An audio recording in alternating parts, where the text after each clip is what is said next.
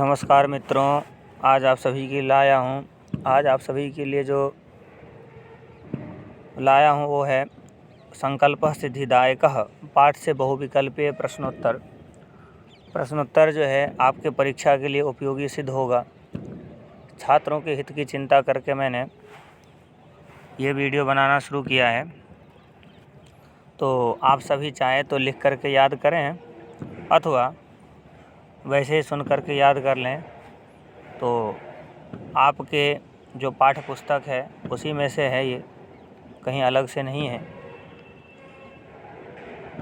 सबसे पहले आपको एक बात बता दूं कि जितने भी छोटे क्वेश्चन है जिनका आंसर छोटा है, एक पदेन उत्तरत ऐसा करके अथवा रिक्त स्थान पूर्ति करें अथवा प्रश्न निर्माण, जितने भी है वो सभी बहुविकल्पीय बन सकते हैं। इस प्रकार से आप सभी ध्यान रखें और अपने पाठ्य पुस्तक को पढ़ते रहें। पाठ को भी पढ़ना ज़रूरी है। शब्दार्थ इत्यादि सब अध्ययन करें, स्वाध्याय करें, याद करें।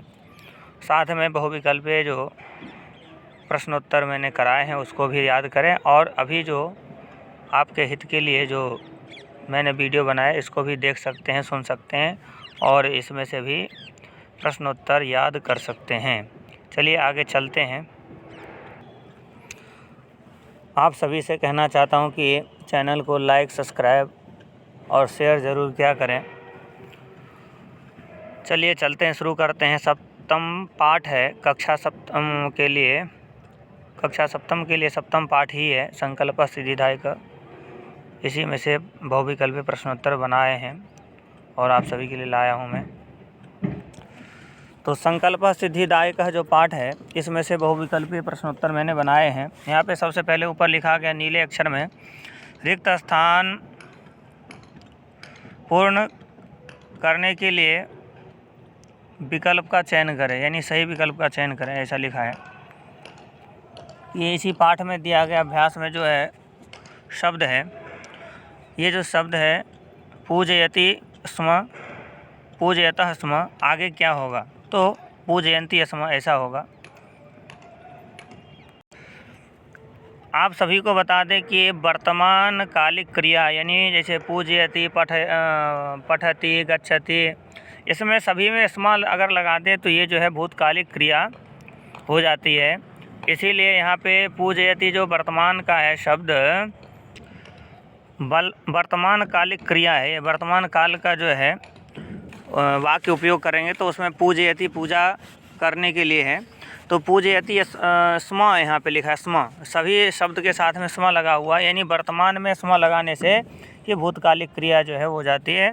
इसीलिए यहाँ पे स्म लगा करके प्रयोग किया गया। अगर स्म नहीं लगाएंगे तो ये वर्तमान काल का है। और जैसे ही इस वर्तमान कालिक क्रिया में चाहे पठति, गच्छति, भवति जो भी है वर्तमान काल लट लकार में अगर सभी में यानी प्रथम पुरुष, मध्यम पुरुष, एक वचन, द्विवचन, बहुवचन सभी में स्म लगा दे तो वो सीधे, जैसे आप लंग लकार का धातु उपयोग करते हैं, लंग लकार का धातु उपयोग नहीं करना हो तो हम वर्तमान में स्म लगा करके काम चला सकते हैं। इसीलिए स्म लगा हुआ है यहाँ पे, आप सभी को मैं बता दूँ, तो ध्यान रहे, ये बात आगे के लिए काम आ सकता है। तो पूजयति स्म, पूजयतः स्म, पूजयन्ति स्म, इस प्रकार से जो है जो चौथे नंबर का जो विकल्प है ये सही है। आगे जो है रक्षति, रक्षतः, रक्षन्ति ऐसा शब्द है तो स्म लगा हुआ, तो रक्षति स्म, रक्षतः स्म, रक्षन्ति स्म, इस प्रकार। तो रक्षति, रक्षतः, रक्षन्ति ऐसा शब्द है वर्तमान के लिए, रक्षा करने के लिए। तो यहाँ पे रक्षति स्म, रक्षन्ति, रक्षति स्म, रक्षतः स्म, रक्षन्ति स्म, यानी यहाँ जो तीसरा विकल्प है वो सही है। जो विकल्प सही है मैंने उसको डार्क कर दिया है, इसको स्थूल शब्द भी कहते हैं।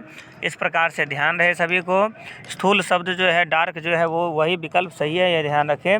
आगे है अपठत, अपठम, अपठाव, अपठाम, है ना। तो अपठम, अपठाव आगे क्या होगा? अगर धातु रूप याद है तो आप आराम से लिख सकते हैं अपठाम, है ना। इस प्रकार से है, इस प्रकार से भी पूछा जा सकता है। अवसः, अवसः, अवसतम, अवसत, है ना। तो अवसतम यानी चौथा जो विकल्प है, चौथे नंबर का चौथा विकल्प सही है। इस प्रकार से ध्यान रहे सभी को। पाँचवें नंबर में है अलिखम, अलिखाव, अलिखाम, है ना।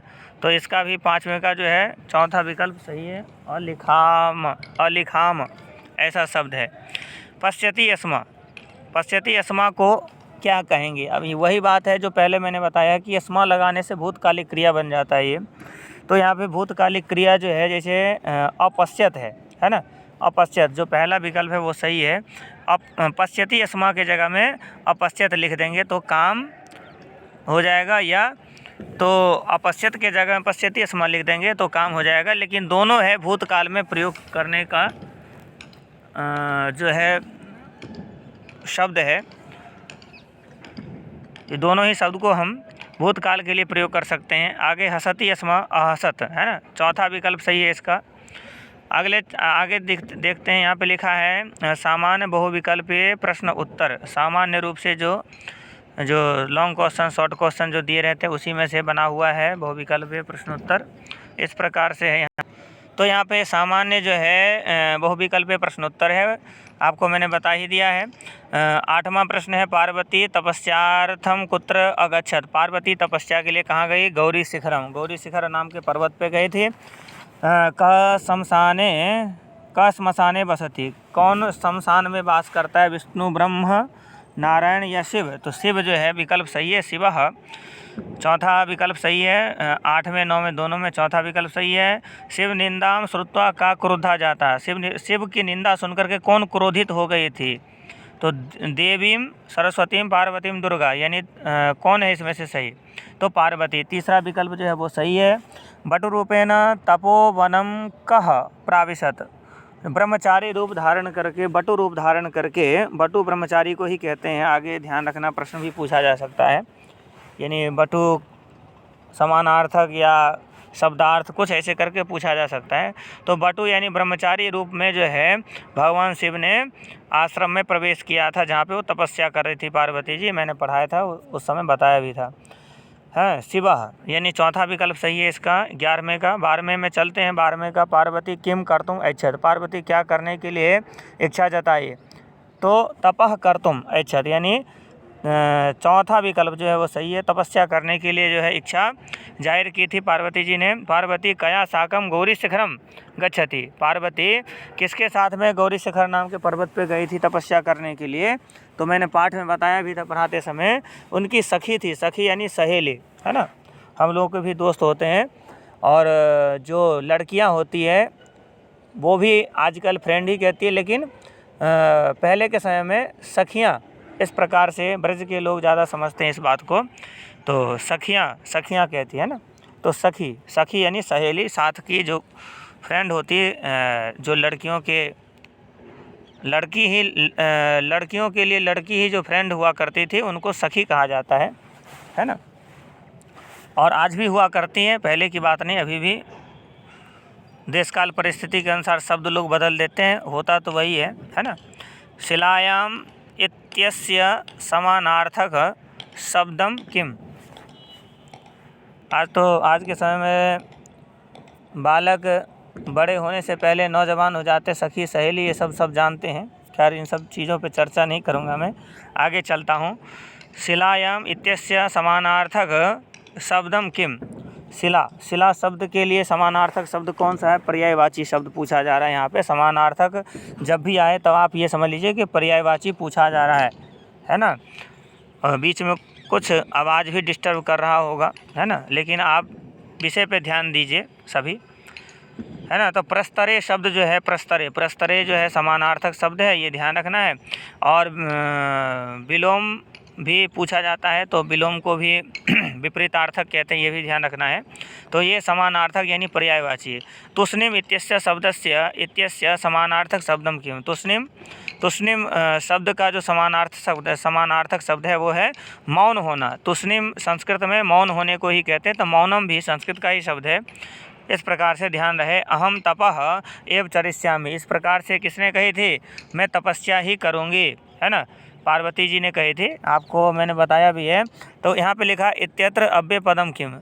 ये जो वाक्य है, इस वाक्य में अव्यय शब्द मैंने बताया है कि जिस शब्द के कोई भी विभक्ति, वचन, लिंग, पुरुष कुछ नहीं हो, लेकिन उस शब्द का अर्थ हो, ऐसे जो शब्द है उसी को हम अव्यय कहते हैं। शायद हिंदी में अभिकारी कहते हैं, तो अभिकारी जो है उसको हम संस्कृत में अव्यय कहते हैं, अव्यय। ये ध्यान रहे, सिलेबस में भी आया है। संति इति क्रियापदे कह धातु, संति में कौन से धातु है? धातु रूप, एक तो होता है धातु का रूप, एक होता है धातु। धातु तो वो है जो नाम होता है, और धातु रूप उसका जो रूप है, यानी लट लकार, लृट लकार, लोट लकार, विधिलिंग लकार, इस प्रकार से 10 लकार की चर्चा है संस्कृत ग्रंथों में, लेकिन आप 5 लकार समझते हैं तो ये समझिए, ठीक है ना, 5 लकार ही समझें। तो यहाँ पे धातु पूछा है, धातु, धातु यानी क्या नाम है ना, कौन से नाम से ये सब धातु रूप जाना जाता है ना, तो अस धातु रूप से ये जो धातु अस्ति, अस्ता, संति, इस प्रकार से है। आगे है 18वां जो है, पार्वती कम पति रूपे न अवांछत, पार्वती किसको अपने पति के रूप में चाहती थी? तो शिव को, है ना, शिवम, शिवम। आगे है यानी 17 का जो है ऑप्शन विकल्प जो है दूसरा है, और 16 का भी दूसरा ही था। 18 का जो है पहला है। मेना कस्या माता आसीत, मेना, मेना जो है किसी चिड़िया के लिए नहीं कहा गया, आप ऐसा ना सोचें। मेना पार्वती जी जो थी भगवान शंकर की अर्धांगिनी, जो पार्वती जी हैं उनकी माता जी का नाम है मेना, है ना। तो मेना कस्या माता आसीत, मेना किसकी माता थी? पार्वती जी, पार्वत्याः, है ना, इस प्रकार से। मनस्वी किम न परित्यजति, मन से क्या नहीं त्याग करना चाहिए? किम यानी क्या नहीं त्याग करना चाहिए?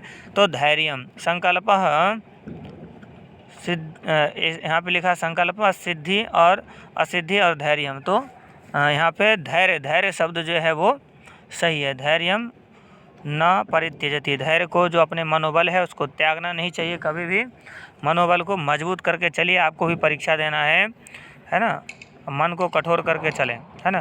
मनीषिता देवता कुत्र वसंती, मनीषिता देवता कुत्र वसंती, ये पंक्ति उनकी माता जी ने कही थी, पार्वती की माता जी कहती थी, कही थी कि जितने भी देवी देवता वो घर में ही निवास करते हैं, घर में ही तपस्या कर ले, इस प्रकार से अपनी पुत्री को समझाती है। मनोरथ इति पदस्य पर्याय पदम किम, मनोरथ शब्द के लिए पर्याय शब्द कौन सा है ना। मनोरथ शब्द के लिए पर्याय शब्द जो है वो है अभिलाषः, अभिलाषः, है ना। मनोरथ के लिए मनोरथ शब्द के लिए जो पर्याय शब्द है वह है अभिलाषः। आगे है मनीषिताः देवता देवाः गृहे एव वसंती, है ना। अस्मिन् वाक्ये वसंती, वसंती क्रियापदस्य कर्ता कः, ये वसंती वो नहीं, फिल्म वाले वसंती में समझ लेना। बसंती मतलब निवास करना, है ना, निवास करते हैं बहुत सारे देवता घर में, ऐसा उन्होंने कहा था, उनकी माता जी ने कही थी। तो यहाँ पे आप समझिए कि जो वसंती है, वसंती क्रिया जो है, वसंती जो क्रिया है, इसके लिए जो कर्ता है वो कौन सा होगा, है ना। इस वाक्य में देखिए तो देवाः, देवाः वसंती, देवता रहते हैं, देवता, बहुत सारे देवता रहते हैं ना, इसलिए कहा गया है यहाँ पे। तो यहाँ पे देवाः, है ना, देवाः, देवता के लिए देव शब्द का प्रयोग किया गया, तो देवाः जो है दूसरा विकल्प सही है। जो गहरा अक्षर है वही विकल्प सही है, हमेशा ये ध्यान रहे। कहीं कहीं पे मैंने नहीं भी बताया है नंबर, तो ध्यान रहे। पार्वती रात्रो कस्याम स्वपीति स्म, पार्वती रात में तपस्या करते समय कहाँ सोती थी? शिलाओं में, है ना, बताया था, ध्यान है, ध्यान होगा।